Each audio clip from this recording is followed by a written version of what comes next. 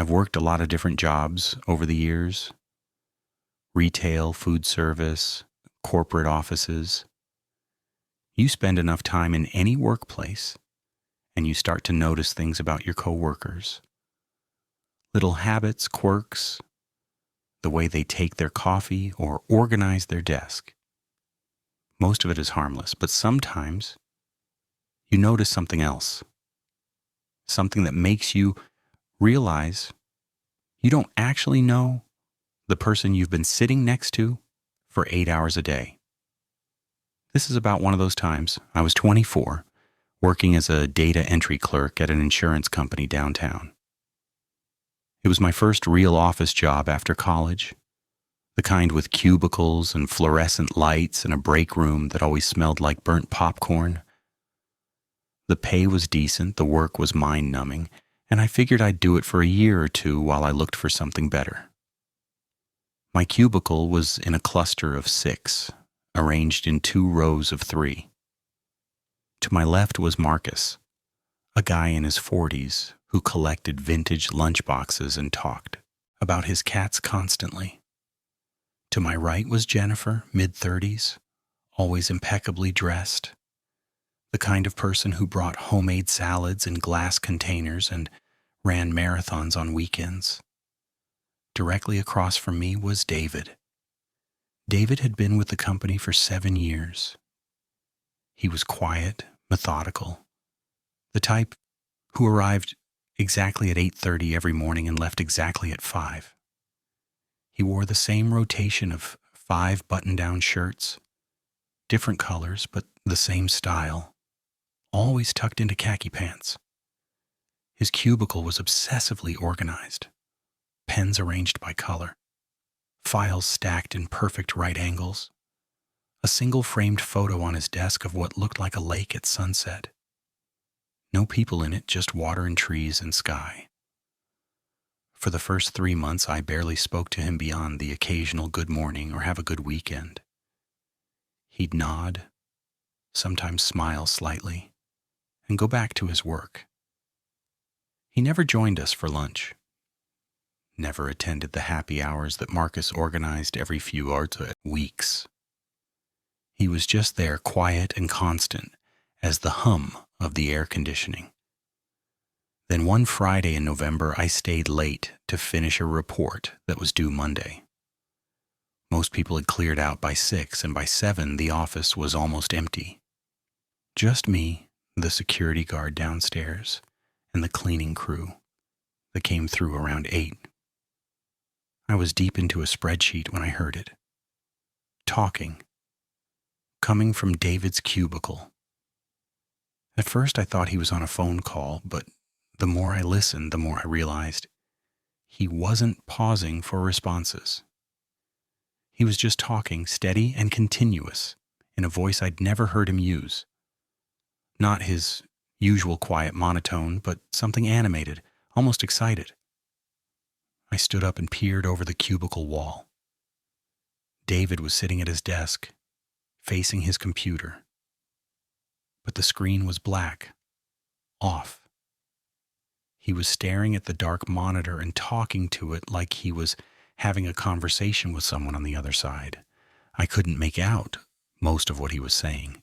Something about schedules and timing and how it needed to be perfect. Then he laughed. Not a normal laugh, but something sharp and brittle that made the hair on my arms stand up. He reached out and touched the black screen with his fingertips, gently, the way you might touch someone's face. I sat back down quickly, my heart pounding. I told myself he was on a video call and the screen had just looked off from my angle, that he was talking to a friend or family member, but I couldn't shake the feeling that something was wrong. The way he touched that screen, the tone of his voice. I packed up my things and left without saying anything. When I came in Monday morning, David was already there working quietly and everything seemed normal. I convinced myself I'd imagined. How strange it was.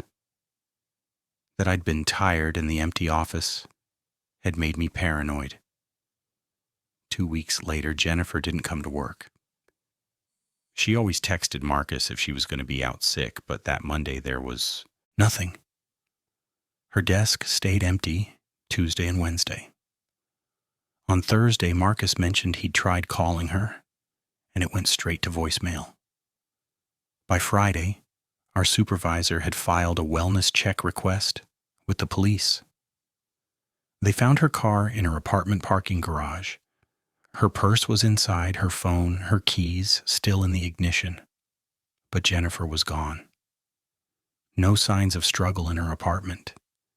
No activity on her credit cards or bank accounts. She'd simply vanished sometime over the weekend. The police came to the office, interviewed all of us, asked about her routine, her relationships, if she'd seemed upset or scared. We all said the same thing. Jennifer was stable, happy, training for another marathon. No boyfriend, no drama. She wasn't the type to just disappear. I thought about mentioning what I'd seen that Friday night, David talking to his blank computer screen, but I didn't. It seemed stupid, irrelevant. What did that have to do with Jennifer? Besides, the police were focused on her personal life, her apartment building, whether she'd been seeing anyone. David acted like nothing had happened. He came to work on time, did his job, went home. But I started watching him more carefully, noticed things I hadn't before. The way he'd stare at Jennifer's empty cubicle when he thought no one was looking. How he'd taken the framed photo from his desk and put it in his drawer. How sometimes I'd catch him smiling at nothing, just sitting there with this small, satisfied smile on his face. 3 weeks after Jennifer disappeared, I stayed late again. Not intentionally. My computer had frozen in the middle of saving a file, and I had to wait for IT to remote in and fix it. By the time they did, it was almost 7. The office was empty except for me and one other person, David. I could hear him talking again, that same animated tone. I stood up slowly and looked over the wall. He was at his desk, computer off, talking to the black screen. But this time I could hear what he was saying. He was describing a place, a basement with concrete walls and a single light bulb. He was talking about how cold it was, how the cold helped with preservation, how important it was to keep things at the right temperature. Then he said a name. Jennifer. I ducked back down, my hands shaking so badly I could barely grab my phone. I opened the camera app and held it above the cubicle wall, recording. I couldn't see the screen, didn't know if I was even getting him in frame, but I recorded for 30 seconds before I grabbed my bag and ran. I didn't stop until I was in my car with the doors locked. Then I watched the video. The angle was bad, mostly just the top of David's cubicle and part of his shoulder, but the audio was clear, crystal clear. His voice describing that basement, talking about Jennifer like she was an object he'd acquired, talking about timing and schedules and how he'd been planning it for months. I drove straight to the police station, showed them the video. They brought me in, took my statement, asked me 100 questions. Within 2 hours, they had a warrant for David's house. They found her in his basement. Jennifer. She was alive. Barely. Dehydrated, hypothermic, chained to a support beam in a room that was exactly as David had described it. Concrete walls, single light bulb, cold enough that you could see your breath. She'd been there for 3 weeks. David wasn't at his house when they raided it. He was still at the office, sitting in his cubicle, talking to his turned-off computer screen. They arrested him there. He didn't resist, just smiled that small, satisfied smile and asked if they'd checked the basement, asked if she was still breathing. The trial was 8 months later.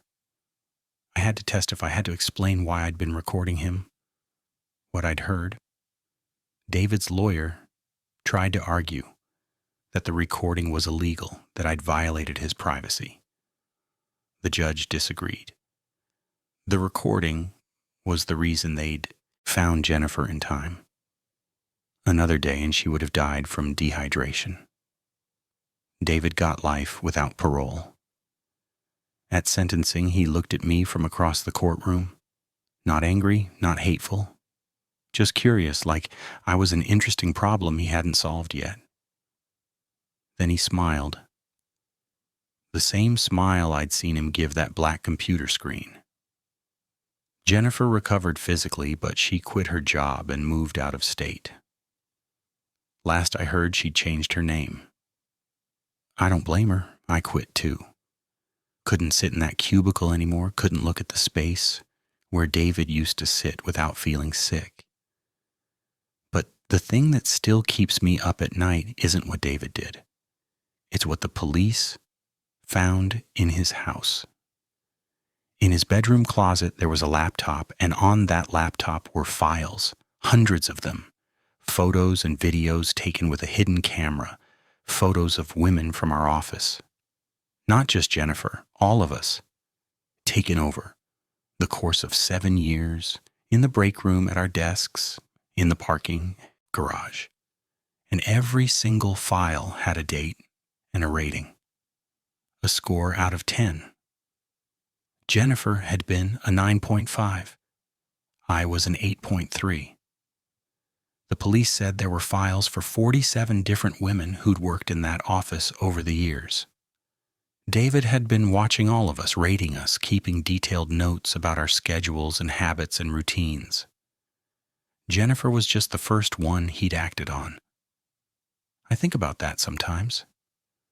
About how many times David must have smiled at me, said good morning, worked 3 feet away from me while he was planning something like that. About how I never suspected anything until it was almost too late. About that turned off computer screen and who or what he thought he was talking to.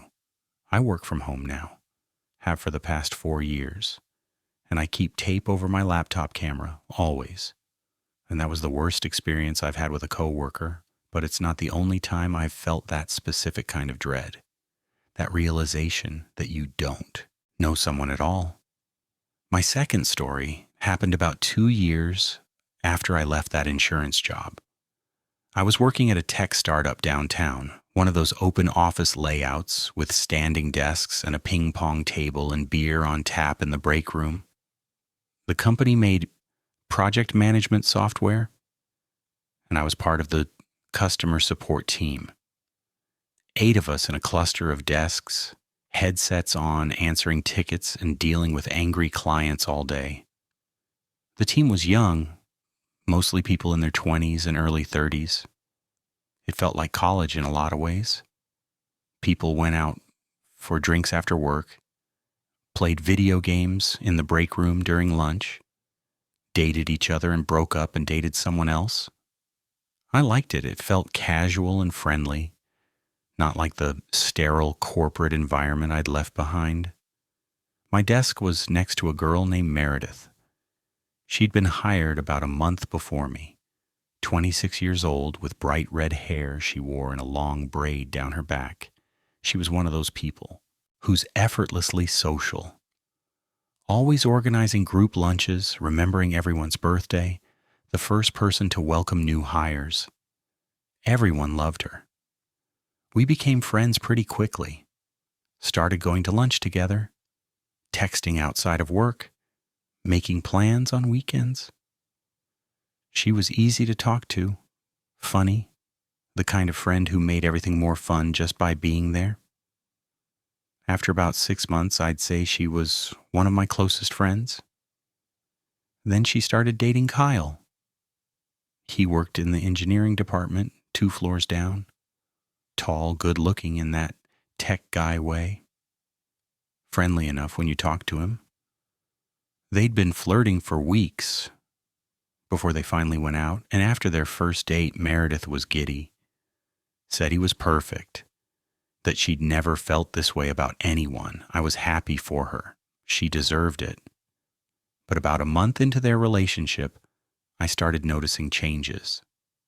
Small things at first. Meredith stopped going to the group lunches, said Kyle liked to spend his lunch hour with her, that they'd eat together in his car or at his desk. She started leaving right at 5 instead of hanging around to chat like she used to, stopped responding to texts as quickly. When I asked her about it, she said everything was great, that Kyle was just really into her and wanted to spend as much time together as possible. She said it like it was romantic, like it was a good thing. But there was something in her voice, something strained. 2 months in, she started calling in sick. Once or twice a week at first, then more frequently. When she was at work, she wore long sleeves, even though the office was always warm. She stopped wearing makeup, lost weight. The bright, energetic person I'd been friends with was fading into someone quiet and withdrawn. I tried to talk to her about it, asked if everything was okay with Kyle, if something was wrong. She insisted everything was fine, perfect even. But she wouldn't look at me when she said it. Then one morning she came in with a black eye. She tried to cover it with makeup, but it was obvious.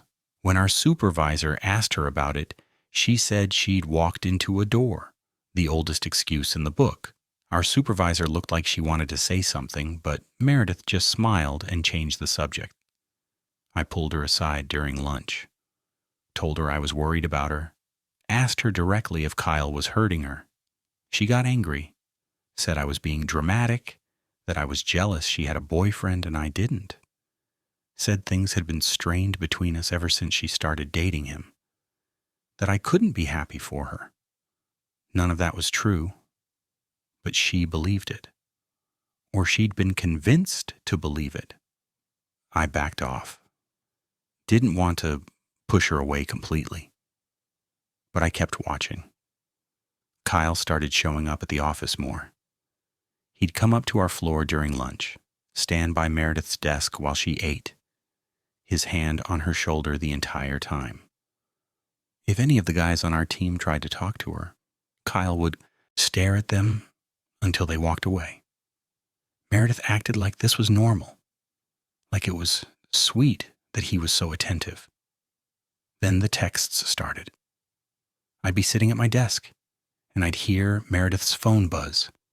She'd check it, and her whole body would tense. She'd type out a response, and 30 seconds later, the phone would buzz again.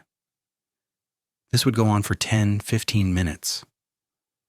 I asked her once if everything was okay. She said Kyle just liked to check in during the day. Make sure she wasn't talking to other guys. Make sure she was where she said she'd be. I'd seen this before, knew what it looked like. But Meredith wouldn't admit there was a problem. She'd built this wall around herself and Kyle, and she wasn't letting anyone through it.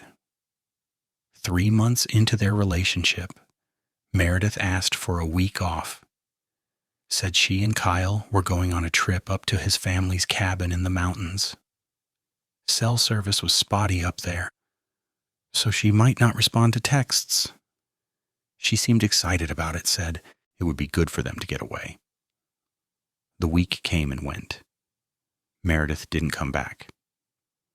Our supervisor tried calling her, voicemail, tried emailing, no response. She contacted HR, and they tried reaching out to Kyle. He said Meredith had decided to quit, that she'd stay at the cabin for a while longer, and would email her resignation when she had better internet access. That didn't sound like Meredith at all. She was professional, responsible. Even if she wanted to quit, she'd give notice. She'd say goodbye to the team. Something was wrong. I drove up to Kyle's apartment that night. I didn't have his address, but I knew he lived in a complex on the east side because Meredith had mentioned it once. I sat in the parking lot for 2 hours watching for his car. When he pulled in around 9, I followed him to his building. I know how this sounds. I know I was crossing lines. But I couldn't shake the feeling that Meredith was in trouble, that if I didn't do something bad was going to happen. Kyle lived on the 3rd floor. I watched him go inside, then waited 20 minutes before I went up.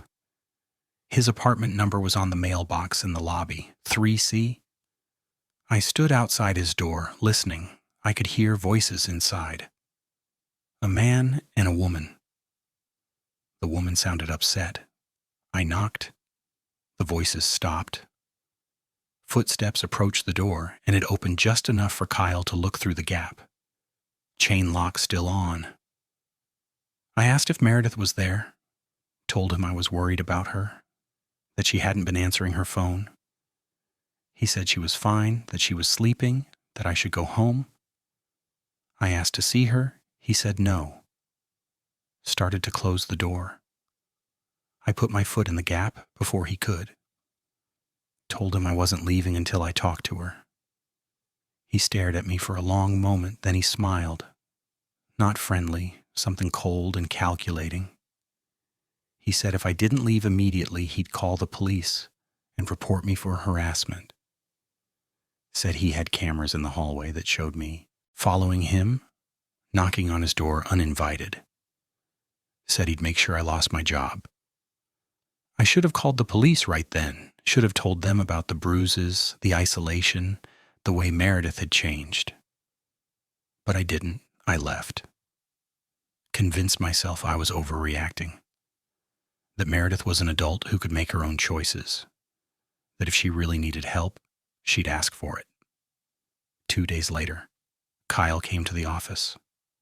Talked to HR. Gave them Meredith's laptop and her employee badge. Said she'd decided the job wasn't for her. That she was going to take some time to figure out what she wanted to do next. HR processed her resignation. That was it. Meredith was gone. I tried calling her phone. Disconnected. I tried her email. Bounced back.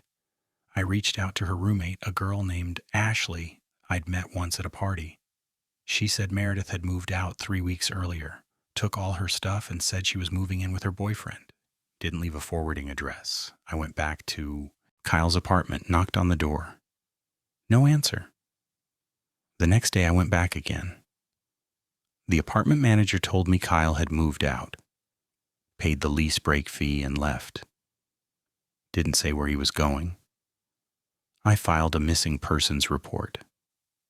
The police took my statement, but they didn't seem concerned. Meredith was an adult.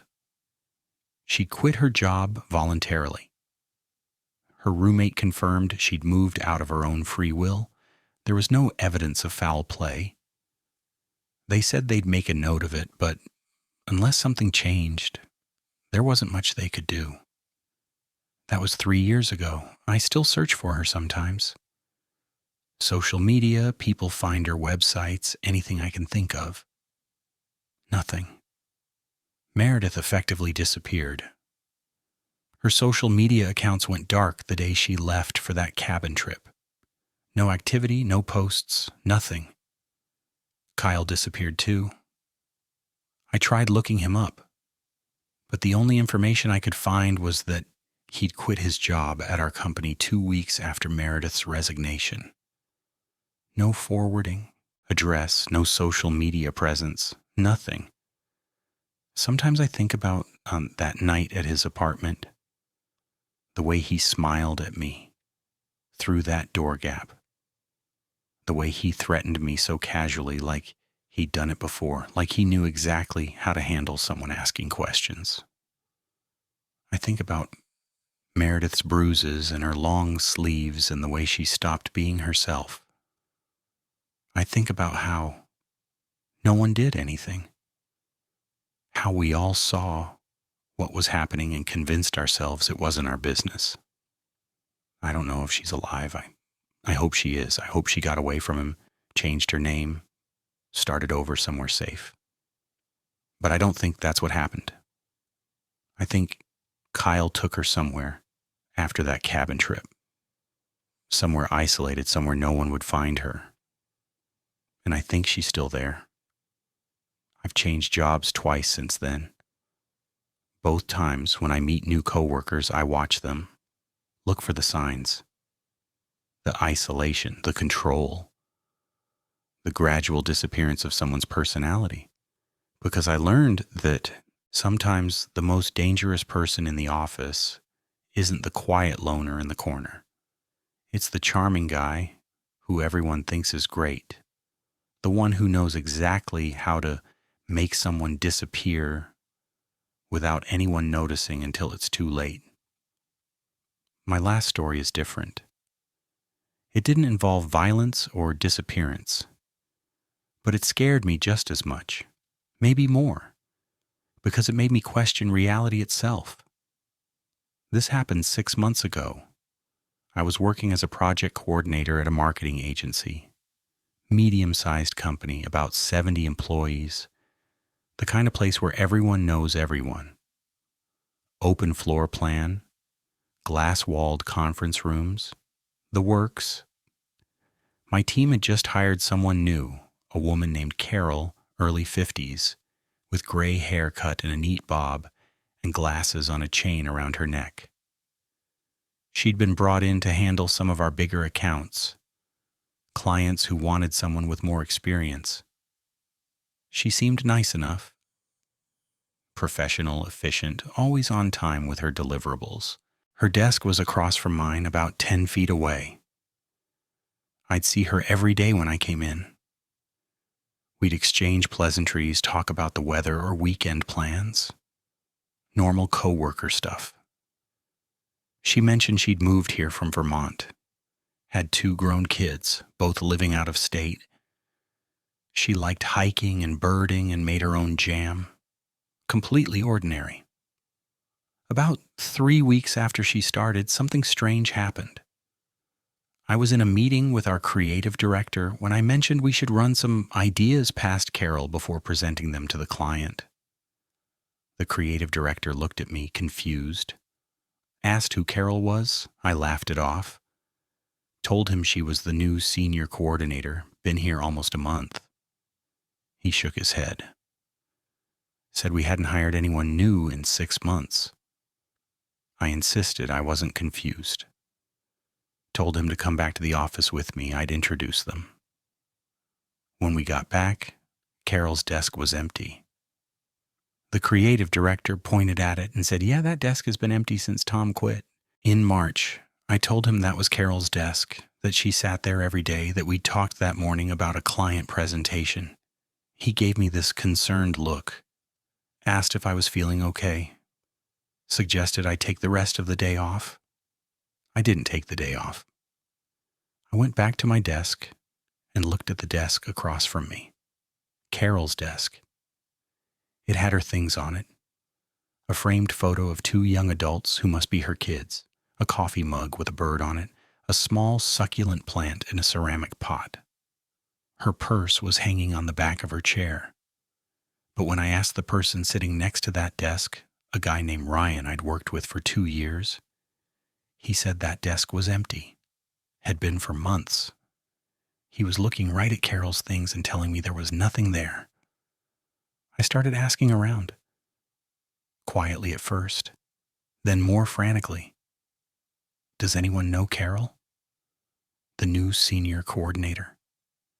Every single person looked at me like I was crazy. No one knew who I was talking about. I pulled up our company directory on my laptop. Searched for Carol. No results. Searched for new hires in the past month. Nothing. I opened Slack and searched for her name. No user found. But I had emails from her. I'd exchanged dozens of emails with Carol over the past 3 weeks. About projects, about clients, about meeting times. I opened my email and searched for her name. Every email was there. But the sender field was blank. Just empty space where her name and email address should be.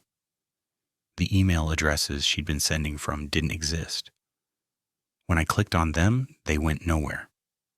I felt like I was losing my mind. I could see her desk across from me, her things on it, proof that she existed. But according to everyone else, that desk was empty.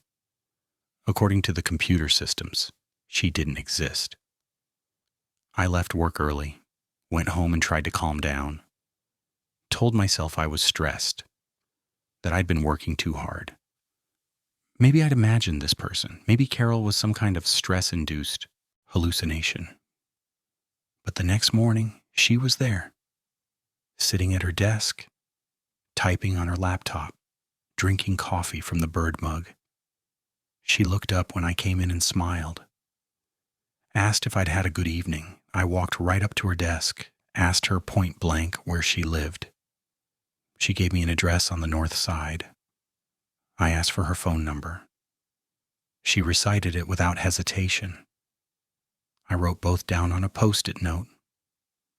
Then I walked over to Ryan's desk, asked him what he saw when he looked at the desk across from mine. He said it was empty. I pointed at Carol, who was sitting right there, watching this conversation with a confused expression on her face. Ryan said he didn't see anyone. The desk was empty. I drove to the address Carol had given me during my lunch break. It was a small house on a quiet street. I knocked on the door. An elderly man answered. I asked if Carol lived there. He said no. He'd lived in that house alone for 15 years. There was no Carol. I called the phone number she'd given me. Disconnected. When I got back to the office, Carol was still at her desk. I sat down and stared at her. She looked completely real, solid, three-dimensional. I could hear her typing, could smell her perfume, something floral and old-fashioned, could see her chest rise and fall as she breathed. I reached across the gap between our desks and touched her arm. She felt real. Warm skin, the slight texture of her cardigan. She looked at me, startled. Asked if I was all right. I pulled my hand back, told her I was fine. She went back to her work. That night I did some research.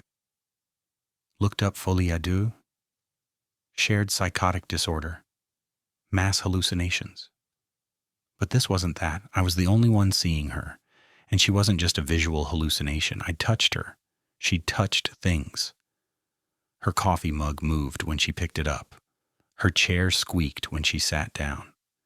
I started documenting everything. I took photos of her desk with my phone. When I looked at the photos later, the desk was empty, just blank space. I tried recording her voice during a conversation. When I played it back, it was just me talking to myself. But here's the thing that really scared me. Carol had been working on real projects that existed. I'd seen the files on her computer, the emails she'd sent to clients, and those files existed. The clients had received the emails, had responded to them. Work was being done, but according to the computer systems, no one was doing it. The work was just appearing fully formed, with no author. I went to HR, told them I was concerned about Carol, that something seemed off. They looked at me with pity, said there was no Carol, that I was the only person working on those accounts, that all the work I was crediting to Carol had been done by me. I pulled up the files on the shared drive. The ones Carol had created, the metadata showed I'd created them on dates and times when I knew I'd been in meetings or at lunch. But the computer insisted I'd done the work. I took a week off. Thought maybe if I got away from the office, got some rest, things would make sense again. When I came back, Carol was still there, still at her desk, still smiling and asking about my week off. But something had changed. She knew. I could see it in her eyes. She knew that I knew she wasn't real or wasn't supposed to be real, and she found it amusing. One afternoon, when the office was mostly empty, I confronted her, asked her what she was, who she was, why only I could see her. She set down her coffee mug carefully, looked at me with those calm, clear eyes, and she said, "You've been working too hard, taking on too many projects. The stress can make you see things that aren't there. Maybe you should talk to someone."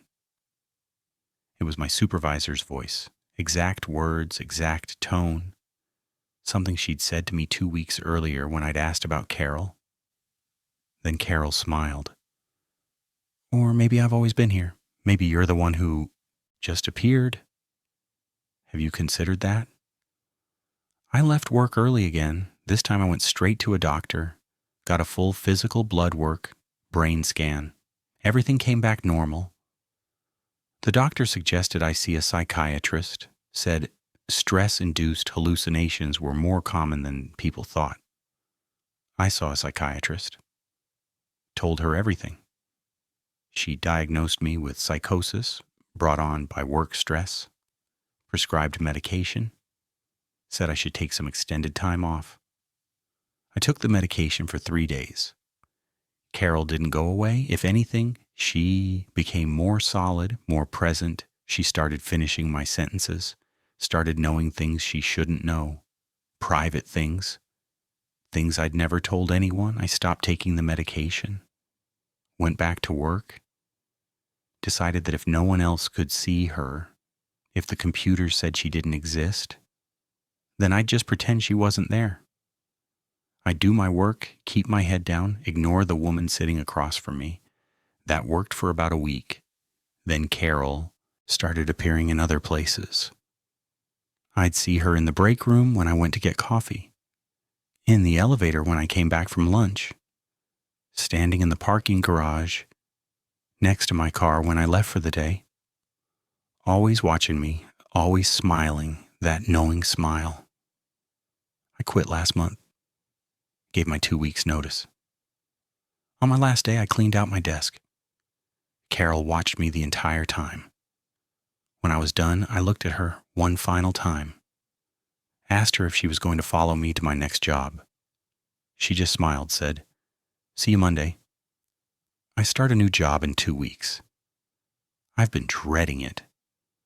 Not because I don't want to work, but because I'm afraid that when I walk into that new office, when I find my new desk, I'll look up and see Carol sitting across from me, still smiling, still existing in a way that only I can perceive. The thing that scares me most isn't that she might be a hallucination. It's that she might not be, that she might be something else entirely, something that decided to attach itself to me, something that looks like a coworker and acts like a coworker, but is fundamentally wrong in ways I can't explain. I think about what she said. Maybe you're the one who just appeared. I think about how everyone else at that office couldn't see her, how the computers had no record of her, how I was the anomaly, the only person experiencing a different reality. What if she was right? What if I'm the one who's not supposed to be here?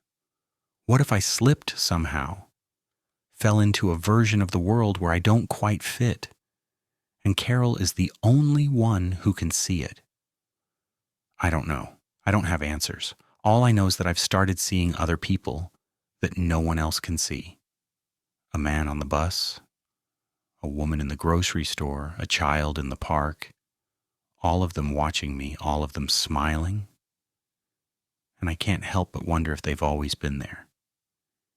If the world has always been full of people like Carol, people who exist in the spaces between what's real and what's not, people who are waiting for someone like me, someone who can finally see them. I start my new job in 2 weeks. I hope Carol isn't there, but I know she will be. She'll be sitting at the desk across from mine, smiling, waiting. And no matter how many times I change jobs, no matter where I go, she'll be there. because she's not attached to a place. She's attached to me, and I don't think there's any way to make her leave.